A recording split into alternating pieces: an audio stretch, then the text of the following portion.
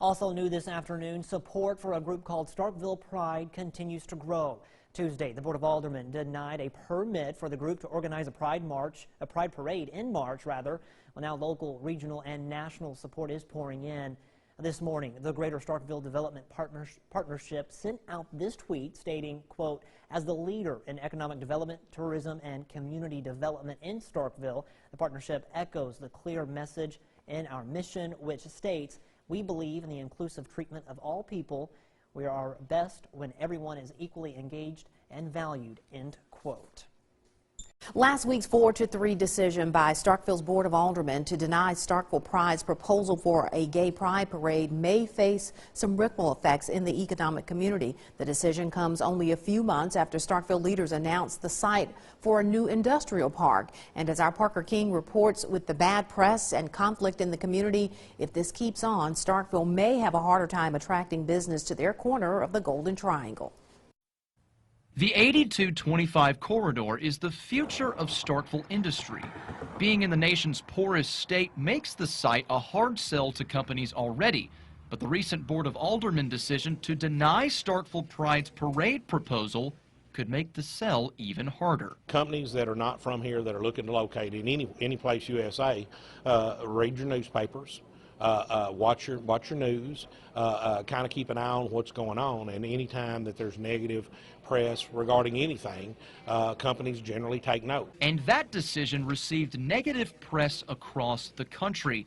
Leaders at the partnership understand companies look at more than the location of a site. Within a community itself, things like education, healthcare, quality of life are all huge dynamics that corporations look for when they're looking to move to a new location. CEO Scott Maynard and his team hope to mend this wound in community relations. The partnership represents all people. We want to make sure that any organization knows we're here to support, and the community as a whole, I think, is here to support everyone equally and provide opportunities for everyone within our community. Time could still be on Starkville's side, as the park itself is not set to open until 2019.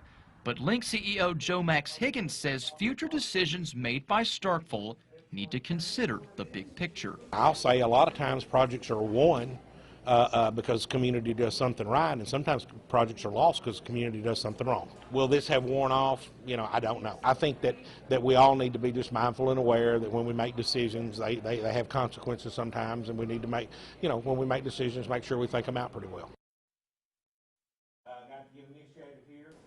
That's our Parker King reporting. Now, Higgins also told us some companies have already expressed interest in the new industrial park. As far as last week's alderman decision, if the community is able to come to an agreement or a compromise of some sort, it might be easier for Starkville to achieve its vision for future industry. And we do want to let you know this information just coming into our newsroom. Starkville Pride has filed a lawsuit. We just learned a federal lawsuit that is based on what they call a violation of the First Amendment and the 14th Amendment, equal protection. We, of course, will have the very latest on that coming up on WCBI News at 6 o'clock. A federal lawsuit claims hostility towards the LGBT community is the sole reason Starkville aldermen denied a request for a pride parade to be held in the city. Noted civil rights attorney Roberta Kaplan says in the filing that Starkville Pride met every requirement in its permit application. The suit, which was filed today, says essentially each of the 88 parade permits requested since 2010 have been approved. It also points out that during the discussion with the public before the vote, every comment centered on the sexual orientation of the organizers, and no questions about logistics or costs to the city were asked. Kaplan says Alderman Carver, Perkins, Little, and Vaughn all voted against the permit, but no comments were made during the open debate.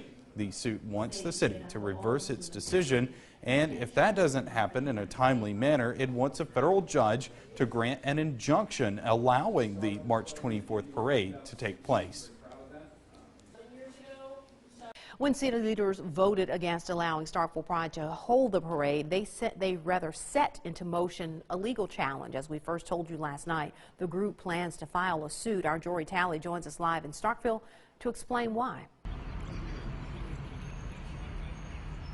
It's all about their constitutional rights.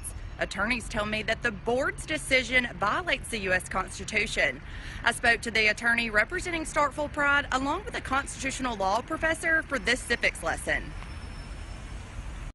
Roberta Kaplan, a nationally known civil rights attorney, is representing Starkville Pride. Kaplan says the lawsuit seeks to accomplish one thing. No one's seeking to get rich or even get any money off of this. This is just simply to have the ability to walk down the street as part of a pride parade the way that gay folk do in so many other cities across this country. Not being able to do so violates the group's fundamental rights and freedoms, according to constitutional law professor Whit Wade. Two of those rights fall under the First Amendment: the freedom of speech and the freedom to peacefully assemble. But Wade says there's more. The 14th Amendment of the Constitution guarantees equal protection under the law.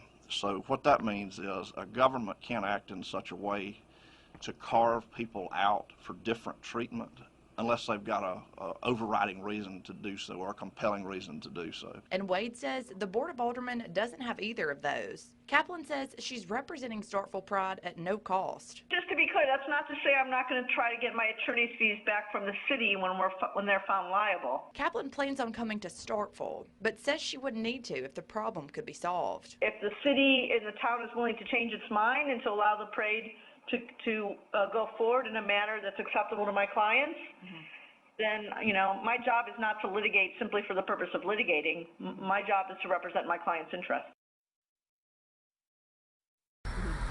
The suit has not yet been filed, but when it is, it will fall under federal jurisdiction because it is a constitutional case.